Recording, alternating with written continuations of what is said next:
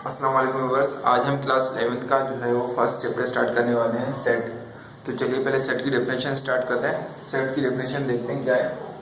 A set is a well defined collection of distinct objects.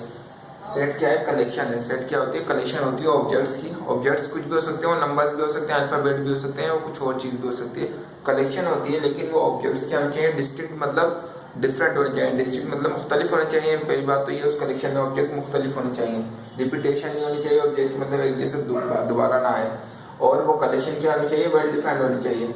Well defined का मतलब ये है कि अच्छी तरह से डिफाइन हो कि कोई और जो है मतलब हर इंसान के लिए उस कलेक्शन में कौन से एलिमेंट आने ये पता करना बहुत आसान हो, मुश्किल ना हो, कोई कंफ्यूजन ना हो। फॉर एग्जांपल वेल डिफाइंड का मैं मतलब आपको एक एग्जांपल समझाता हूँ। फर्स्ट एग्जांपल देखिए, collection of 3 good students of class 11th। Class 11 के 3 अच्छे स्टूडेंट की कलेक्शन है। तो ये कलेक्शन जो है ये वेल डिफाइंड नहीं है।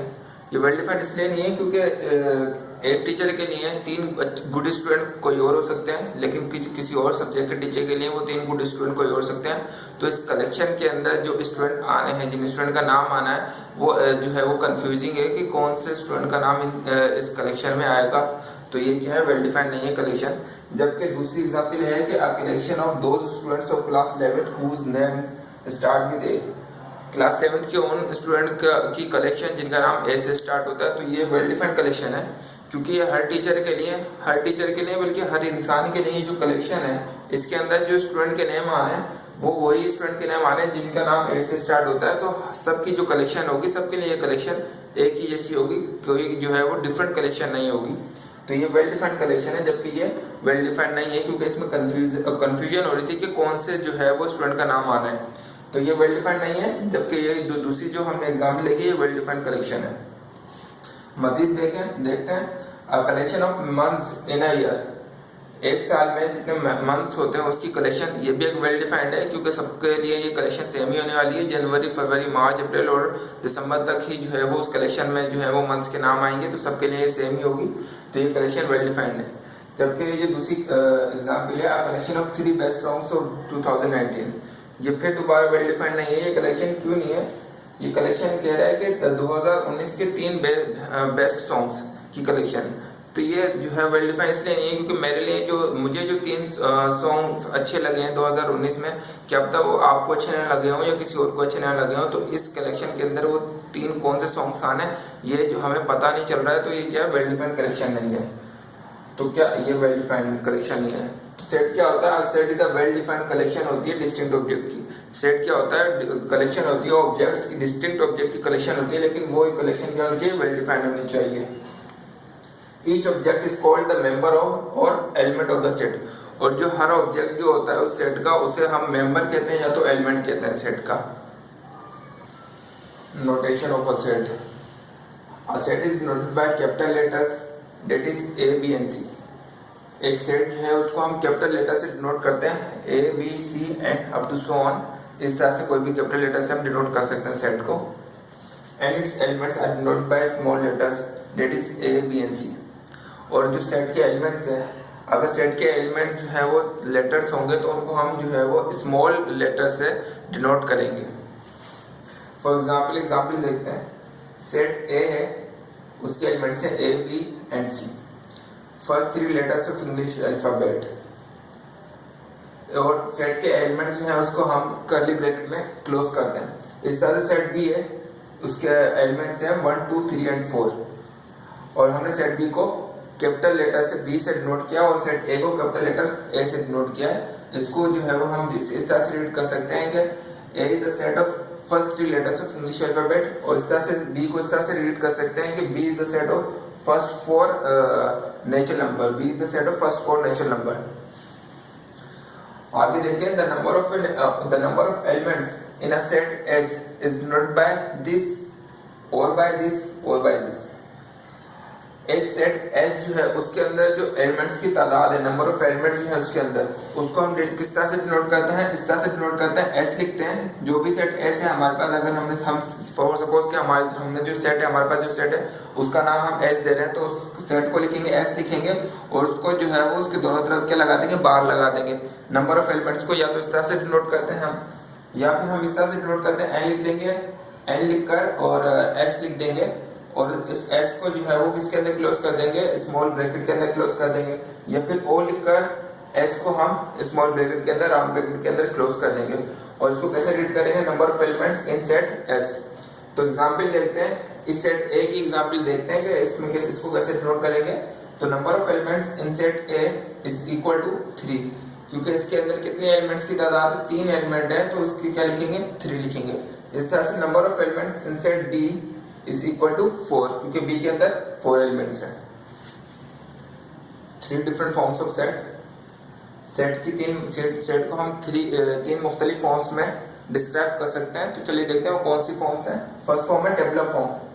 टेबुलर फॉर्म में हम क्या करते हैं, सेट किसी भी सेट के जो एलिमेंट्स हैं उसको हम लिस्ट में लिख देते हैं, उसके सेट के एलिमेंट को एक एक करके लिख देते हैं और उसको कर्ली ब्रैकेट के अंदर क्लोज कर देते हैं। सेकंड है डिस्क्रिप्टिव फॉर्म। डिस्क्रिप्टिव फॉर्म में हम जो है वो in this form we describe a set by an statement. इस फॉर्म के अंदर हम एक सेट को स्टेटमेंट की हेल्प से डिस्क्राइब कर देते हैं। फॉर एग्जांपल हम वो यही सेट उठा लेते हैं ए, तो ए को हम किस तरह से डिस्क्राइब करेंगे, the set of first 3 letters of English alphabet. English alphabet के पहले 3 लेटर्स का सेट ए। तो हमने इसको the help of statement A set को हमने डिस्क्राइब कर दिया। थर्ड फॉर्म है set builder form. Set builder form में क्या होता है, in this form we describe a set with the help of the properties of the element. इसके अंदर हम सेट बिल्डर फॉर्म के अंदर हम सेट को जो है वो एलिमेंट्स की प्रॉपर्टीज की हेल्प से डिस्क्राइब कर देते हैं। फॉर एग्जांपल एक सेट बी है, तो उसको कैसे रीड करेंगे, B is the set of all X such that X is an odd integer. B जो है उन तमाम जो है वो एलिमेंट्स का सेट है, बी जो है तमाम एक्स का सेट है और एक्स क्या है, ऑड इंटीजर है। इसका मतलब ये है कि बी जो है वो ऑड इंटीजर्स का सेट है, बी जो है वो ऑड इंटीजर्स का सेट है। ऑड इंटीजर कौन से होते हैं, 1 3 5 अप टू सो ऑन चलते जाएंगे, और यहाँ -1 -3 और यहाँ भी चलते जाएंगे। ऑड इंटीजर्स का बी जो है उसका मतलब ये क्या है कि बी जो है वो ऑड इंटीजर्स का सेट है। उसको कैसे रीड करते हैं, B is the set of all X such that X is an odd integer. कह रहा है कि बी जो है वो तमाम एक्स का सेट है, और जबकि x जो है वो उसकी प्रॉपर्टी को शो, x जो है उन तमाम x का सेट है, और x की क्या प्रॉपर्टी है कि x is an odd integer, और x क्या होना चाहिए, ऑड इंटीजर होना चाहिए। तो सिंपल इसका मतलब ये है कि b जो है वो ऑड इंटीजर्स का सेट है। ऑड इंटीजर्स इंटीजर्स है, क्योंकि ऑड इंटीजर्स की बात हो रही है तो इंटीजर्स नेगेटिव भी हो सकते हैं और पॉजिटिव भी हो सकते हैं, इसलिए मैंने पॉजिटिव भी लिखे हैं और नेगेटिव इंटीजर्स भी लिखे हैं। और ये ऑड इंटीजर्स हैं। ऑड इंटीजर्स जो कौन से होते हैं, जो 2 से जो है वो डिवाइड ना हो। जो 2 से डिवाइड ना हो वो ऑड इंटीजर्स होते हैं, जो 2 से डिवाइड हो जाए इंटीजर्स वो इवन इंटीजर्स कहलाते हैं। इस तरह से हम दूसरी एग्जांपल देखते हैं, C is the set of all x such that x is less than 3 and x is an element of n। ये जो सिंबल है ये एंड का सिंबल है, और ये जो है वो x एन एलिमेंट ऑफ का सिंबल है या फिर बिलोंग्स टू का सिंबल है। यहाँ देखिए ये जो है इस तरह से e की तरह है, ये बिलोंग्स टू का सिंबल है। ये बिलोंग्स टू मतलब क्या है कि ताल्लुक रखता है। फॉर एग्जांपल अगर सेट A है उसके एलिमेंट है 1 2 3, तो हम लिखेंगे 2 बिलोंग्स टू A, मतलब 2 जो है वो A से ताल्लुक रखता है, सेट A से ताल्लुक रखता है। और अगर हम इस बिलोंग्स टू के सिंबल के ऊपर एक लाइन लगा दें, बार लगा दें, तो उसका ये क्या हो जाएगा, नॉट बिलोंग्स टू का सिंबल हो जाएगा। फॉर एग्जांपल अगर मैं बोलूं, for example 4 does not belongs to A, 4 जो है वो A से बिलोंग नहीं करता क्योंकि A के अंदर 4 नहीं है। इस तरह से ये जो ये सिंबल है ये एंड का सिंबल है, इसको हम एंड रीड करते हैं, एंड। इस तरह से जो जो सिंबल आते जाएंगे मैं आपको आगे बताते जाऊंगा। तो फिलहाल ये सिंबल है, तो इसको देखते हैं। C is the set of all x such that x is less than 3 and x is the element of n। C जो है वो तमाम x का सेट है। इस तरह से आप उसकी प्रॉपर्टी बता रहे हैं कि x है क्या, x is less than 3, x जो है वो less than 3 है, 3 से छोटा है, and और x is the element of natural number, और क्या है, x जो है वो नेचुरल नंबर है। मतलब दो प्रॉपर्टी बता दी कि x 3 से भी छोटा और x नेचुरल नंबर है। तो हमारे पास क्या होगा, C के एलिमेंट, C के अंदर C कौन सा सेट होगा, C के अंदर एलिमेंट कैसे होंगे, वो नेचुरल नंबर होंगे, और x और वो नेचुरल नंबर होंगे और 3 से छोटे होंगे। तो 3 से छोटे नेचुरल नंबर कौन से होते हैं, 1 और 2। इसका मतलब ये कि जो सेट हमारा C है वो ये है 1 और 2, उसके अंदर ये एलिमेंट आएंगे। Notations for sets of numbers. Numbers के सेट्स की नोटेशन मतलब उसको किस तरह से हम डिनोट करते हैं, जो मुख्तलिफ जो नंबर्स के सेट होते हैं उनको किस तरह से डिनोट करते हैं वो हम पढ़ते हैं। n is equal to 1 2 3 up to so on. Natural, इसको ये नेचुरल नंबर का सेट है, और उसके एलिमेंट्स क्या है 1 2 3 और अप टू सो ऑन, मतलब 3 डॉट लगा देंगे। इसका मतलब ये है कि इसके एलिमेंट्स जो है वो चलते जा रहे हैं, काउंटलेस नंबर है, वो खत्म नहीं हो रहे, उसकी कोई लिमिट नहीं है, इसलिए हम 3 डॉट लगा के हम इसको इस तरह से शो करते हैं। तो इसको कैसे लिखते हैं, इसको कैसे हम पढ़ेंगे, the set of all natural number, ये तमाम नेचुरल नंबर का सेट है। इस तरह से होल नंबर का सेट क्या है, अगर हम नेचुरल नंबर के जो सेट है उसमें जीरो भी इंक्लूड कर दें तो वो होल नंबर का सेट बन जाएगा। 0 1 2 3 up to so on, 3 dot लगाने का मतलब ये है कि इसके भी जो एलिमेंट्स हैं वो चलते जा रहे हैं, वो काउंटलेस एलिमेंट है, वो खत्म नहीं होंगे। तो ये क्या है, the set of all whole numbers. इस तरह से Z is the set of all integers, Z जो है वो तमाम इंटीजर्स के सेट को रिप्रेजेंट करता है, तमाम इंटीजर्स के सेट को हम Z से रिप्रेजेंट करते हैं। और इसके अंदर इंटीजर्स कौन कौन से, 0 1 2 अप टू सो ऑन, मतलब 0 1 2 और आगे चलते जा रहे हैं पॉजिटिव नंबर भी, और फिर नेगेटिव नंबर्स भी आ जाएंगे, -1 -2 -3 अप टू सो ऑन, मतलब पीछे भी ये चलते जा रहे हैं, काउंटलेस नंबर है। और यहाँ पे भी राइट हैंड साइड में भी काउंटलेस नंबर है, इसलिए हमने 3 नोट लगा के शो कर दिया इंटीजर्स। उसके बाद रेशनल नंबर है, रेशनल नंबर को हम Q से डिनोट करते हैं। Q is the set of all x such that x is equal to p upon q for all p q is element of integers and q is not equal to 0। हम rational number को Q से represent करते हैं, उसको कैसे पढ़ेंगे, Q जो है वो तमाम x का सेट है, इस तरह से कि x जो है वो p upon q की फॉर्म में लिख सकते हैं, x जो है वो p upon q के इक्वल है। इसका मतलब ये है कि ये जो q के एलिमेंट हैं, जो रेशनल नंबर है, उसको हम p upon q की फॉर्म में लिख सकते हैं। और p और q क्या है, फॉर ऑल, इसको हम किस तरह, ये सिंबल जो है फॉर ऑल का है, फॉर ऑल का सिंबल है, इसको हम रीड करेंगे फॉर ऑल। जबकि जो सारे p और q जो हैं, तमाम जो p और q हैं वो क्या है, इंटीजर्स ही होंगे, और कुछ नहीं होगा, वो क्या होंगे, p और q इंटीजर्स में से ही होंगे, या तो 0 1 2 या फिर -1 -2 इन्हीं में से होंगे। ये p और q जो है वो जो है वो इंटीजर्स है, और q जो है वो 0 नहीं होना चाहिए, और नीचे वाला जो q है वो 0 नहीं होना चाहिए। तो हमने ये जो है वो डेफिनेशन, मैं यहाँ सपोज करके चल रहा हूँ कि आपको रेशनल, इरेशनल, इंटीजर्स और रियल नंबर की जो डेफिनेशन है वो आती होगी, क्योंकि ये 10th क्लास में जो है वो आप पढ़ चुके हैं। तो मैं इधर आपको जो है वो ये समझा नहीं रहा, कि समझाऊंगा नहीं कि रेशनल और इरेशनल नंबर क्या है। इसको अगर आपको नहीं आता तो मैं आपको इसको जो है वो एक अलग वीडियो में समझा दूंगा कि इन तमाम नंबर्स को रेशनल क्या है, इरेशनल में क्या है, रियल क्या है और इंटीजर्स क्या है, एकदम अलग वीडियो में बता दूंगा। मैं यहाँ सपोज करके चल रहा हूँ कि आपको यहाँ सब पता होगा रेशनल इरेशनल। तो रेशनल की डेफिनेशन के हिसाब से रेशनल वो नंबर होते हैं जिनको p अपन q की फॉर्म में लिख सकते हैं। तो हम इसको किस तरह से डिनोट करेंगे, q is the set of all x such that x is equal to p upon q for all p q is element of integers and q is not equal to 0। और q जो है वो 0 के equal नहीं है, मतलब नीचे जो q है वो 0 नहीं होना चाहिए। अगर 0 हो गया तो ये क्या हो जाएगा, अनडिफाइंड हो जाएगा, कोई नंबर डिफाइंड नहीं होगा। ठीक है, इस तरह से इरेशनल नंबर को हम i से डिनोट करते हैं। I is the set of all x such that x is not equal to p upon q for all p q is element of belongs to integers and q is not equal to 0।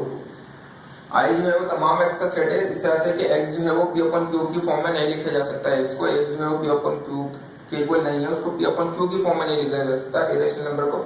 ये भी हम पढ़ चुके हैं irrational number की definition से, कि हमें पता है कि इरेशनल नंबर को p upon q की फॉर्म में नहीं लिखा जा सकता, जबकि p और q क्या है, इंटीजर्स है, और q क्या है, 0 के इक्वल नहीं होना चाहिए। फिर दोबारा डिनोमिनेटर क्या है, 0 के इक्वल नहीं होना चाहिए, वरना ये नंबर डिफाइन नहीं होगा, अनडिफाइन हो जाएगा।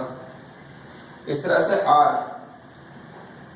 r जो है वो रियल नंबर को शो कर रहा है। रियल नंबर भी हम पढ़ चुके हैं कि रियल नंबर की डेफिनेशन में हम पढ़ चुके हैं कि जब इरेशनल और रेशनल और इरेशनल नंबर को हम मिला लेते हैं, एक ही सेट के अंदर लिख देते हैं उन तमाम नंबर्स को, तो वो रियल नंबर बन जाता है, रियल नंबर का सेट। तो हम किस तरह से डिनोट करेंगे, हम किस तरह से रीड करेंगे, r is the set of all x such that x is equal to p upon q। r जो है उन तमाम x का सेट है, इस तरह से कि x जो है वो p upon q के इक्वल है, मतलब x को हम p upon q की फॉर्म में लिख सकते हैं। मतलब क्या है कि ये जो है वो r के अंदर क्या है, रेशनल नंबर मौजूद है, और या फिर x is not equal to p upon q, या फिर x जो है वो p upon q की फॉर्म में नहीं लिखा जा सकता। ठीक है, इसका मतलब ये कि r के अंदर वो x है, इस तरह से कि x या तो x जो है वो रेशनल नंबर है, p upon q की फॉर्म में लिख सकते हैं, या फिर इरेशनल नंबर है कि उसको p upon q की फॉर्म में नहीं लिख सकते, या तो ये रेशनल होगा r के अंदर या फिर इरेशनल नंबर होगा। Such that for all p q belongs to z, और p q जो है सारे p और q जितने भी एलिमेंट कोई भी नंबर होगा वो z से बिलोंग करेंगे। सही है, इंटीजर्स होने चाहिए, और q जो है वो 0 के इक्वल नहीं होना चाहिए। तो ये रियल नंबर को हम r से डिनोट करते हैं। इस तरह से आर पॉजिटिव, आर के अगर हम प्लस का साइन लगा देंगे ऊपर और आर के ऊपर नेगेटिव का साइन लगा देंगे, तो जो आर के ऊपर प्लस का साइन लगाया ये जो है वो तमाम पॉजिटिव रियल नंबर को शो कर रहा है, ये तमाम पॉजिटिव रियल नंबर की नोटेशन है, जबकि ये जो है तमाम नेगेटिव रियल नंबर्स की नोटेशन है। और ये जो यहाँ मैंने बोला है कि अगर नीचे Q जो है वो 0 हो जाएगा तो ये जो है वो नंबर अनडिफाइंड हो जाएगा। तो अनडिफाइंड का मतलब नंबर का मतलब क्या है, ये मैं आपको बता देता हूँ। फॉर एग्जाम्पल कोई भी अगर नंबर जो है वो इस फॉर्म में लिखा हुआ है 4/2 जैसे लिखा हुआ है, ठीक है, इसका मतलब ये है कि 2 डिनोमिनेटर इसका जो 2 है वो किसी ऐसे नंबर से मल्टीप्लाई हो रहा है कि 4 आ रहा है, ठीक है, तो मतलब 2 जो है वो 2 से मल्टीप्लाई हो रहा है तभी 4 आ रहा है। इस तरह से अगर 8/4 लिखा हुआ है तो उसका मतलब ये कि नीचे अगर डिनोमिनेटर किसी ऐसे नंबर से मल्टीप्लाई हो रहा है कि 8 आ रहा है, 4 मल्टीप्लाई बाय 2, 4 2 से मल्टीप्लाई होगा तो 8 आएगा। इस तरह से अगर 16/2 है तो इसका मतलब ये है कि 2 जो है ऐसे नंबर से मल्टीप्लाई हो रहा है कि 16 आ रहा है। 2 किससे मल्टीप्लाई होगा, 2 को 8 से मल्टीप्लाई करेंगे 16 आ रहा है। एक ही ऐसा नंबर है 2 को एक ही ऐसा नंबर है 8 जिसको हम जब 2 से मल्टीप्लाई करेंगे 16 आएगा।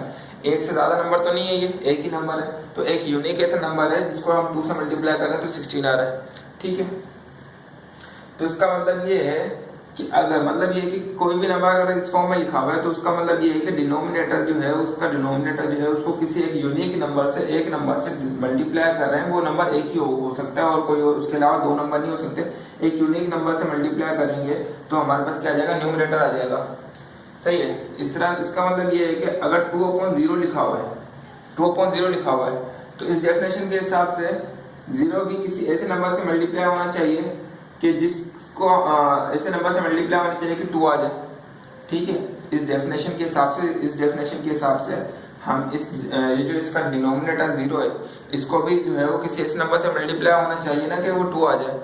तो कोई ऐसा नंबर है ही नहीं जिसको हम 0 से मल्टीप्लाई करें तो 2 आ जाए, क्योंकि 0 से किसी भी नंबर को मल्टीप्लाई करेंगे तो आंसर तो 0 ही आना है।